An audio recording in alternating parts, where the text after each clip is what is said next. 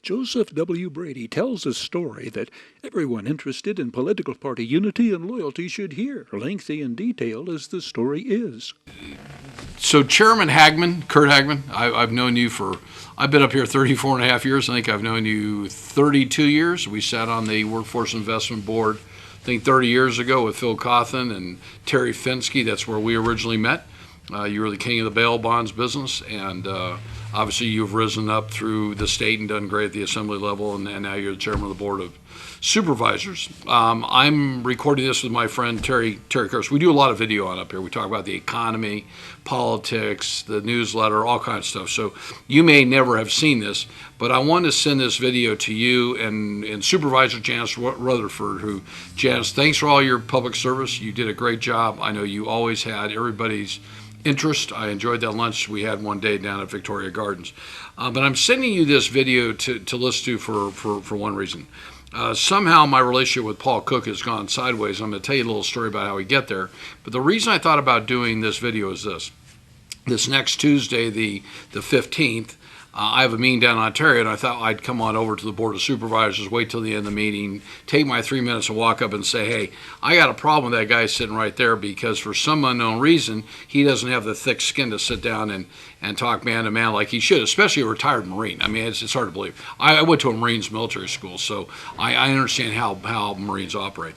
So let me tell you a little story, and then I think you'll be able to understand, because I reached out to your very capable CEO, Leonard Hernandez, back on October 28th, sent him a letter, and I said to him, because I know Leonard, every time I reach out to him, he responds. He's a great guy.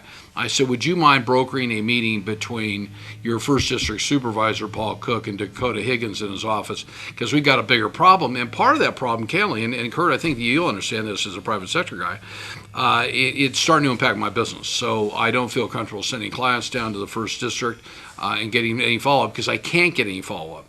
So if people need services up here on real estate deals that could cost me money, you and I know where this could go, and that's something I really want to avoid. I'm not a gold digger. I'm a trustee at the college that got reelected, and I don't like people fishing.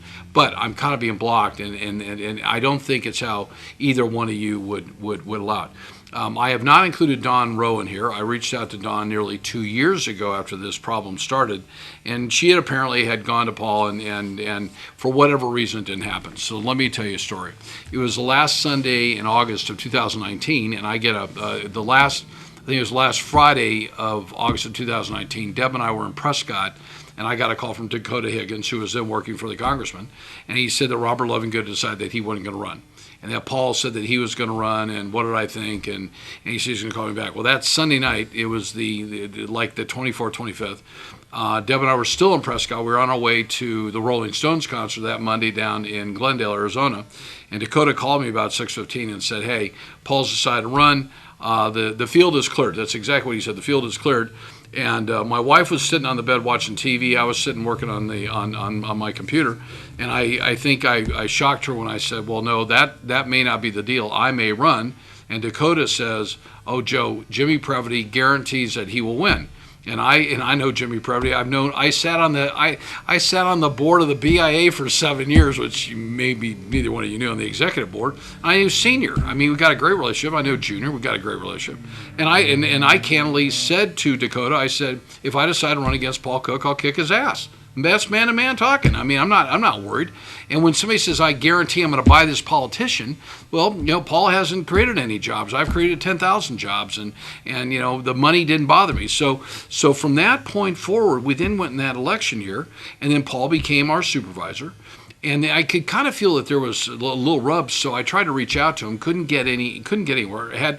We had back when he was in Congress, we had a private lunch at Spring Valley Country Club, and he came and we talked for 2 or 3 hours. Had a great time. Always had a good connection. Supported his campaign. I didn't give him big money, so I know that sometimes falls into play. Well, long story short, I have not gotten him on the phone since he became our supervisor. And about a year ago, to get his attention, because I couldn't get an email response, a text response, a phone call, Tammy Godfrey, Dakota Higgins, I was kind of blocked. I thought, well, I'll write him a letter and I'll send it to his wife, Jeannie, in Yucca Valley, and that got his attention. So immediately, this guy, Tim, in area, I didn't even know that Tim was his chief of staff. I thought Dakota was. I thought Dakota was should have been the person. And let me back up. When Dakota was working with him in Washington, I would have lunch or coffee with Dakota pretty often. I liked him. He's a young man. I wanted to see him, kind of move his career, and I thought I could kind of foster that. Well, Tim came on up here, and we met, and I think the letter really bothered Colonel Cook. And so he promised that we'd have a meeting. That was well over a year ago. I've had numerous, probably 10 emails back and forth, and absolutely nothing's happened. So now the problem gets even worse in that we're into the election cycle, and I'm running as a trustee at Victor Valley Community College against the most notable council person in Southern California who's only been arrested like 4 times, Blanca Gomez. In my first 3 stints at the college, I never went down to the GOP. They called me and said, "You got our deal right." Well, of course, I helped form the Young Republicans with Jim Brady and Ensign Mason and people back in 1988. We formed the Lincoln Club on my patio with Lovingood and Keith Olberg and Paul Russ and Mitzelfelt and Postmus. So this time I was asked to come on down. I went down there and gave my little 3-minute speech at 8:30 in the morning. Came back and didn't think any of it. And a couple weeks later, I found out, Joe, you didn't get the endorsement. Somebody leaked it to me that in closed session, Dakota Higgins stood up and bashed me.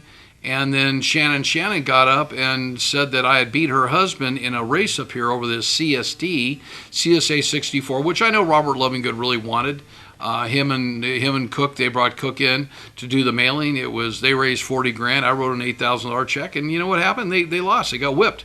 I whipped them bad. They lost by 70%, and I'm sure that Paul hasn't forgotten that. You know what? We're here as public servants to do what is best for our constituents, as you both are. And Janice, I'm sad that you're leaving because I know that you really do care. Kurt keeps doing what he's doing. So I'm asking both of you to maybe intercede. I am going to make an issue of what Dakota did at the GOP and Shannon did. That is not going to go silent. That's going to become very loud. I think many people in the GOP in the county, we've got a lot of data that you guys know. And we're going to share that because you don't do that against fellow Republicans. If Kurt, I didn't like you, we'd go outside and we'd have that conversation. I can't imagine, Janice, I couldn't like you, but if we disagreed, we'd sit there and have that conversation because I think we're all adults. But if we're going to continue to move this county forward with the vision, Kurt and Janice, that you and Paul and Dawn and Baca have, we need to do it unified. Don't have to like each other. I got plenty of friends. You guys got plenty of friends. It's not a question about being a friend. There's a question about being respect. So I'm asking both of you if you want to intercede. The next thing I'll do is I'll make this public. We do video all the time, and it's not hard for me to have a video put out on Facebook throughout the entire Inland Empire, and maybe that will bring Paul forward. So I have tried multiple times to do this. I finally thought today, you know what?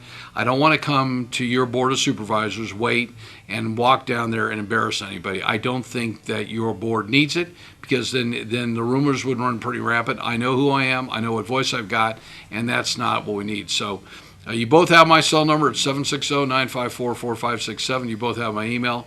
When this gets done by Terry Kurtz, I'll have him send me the video.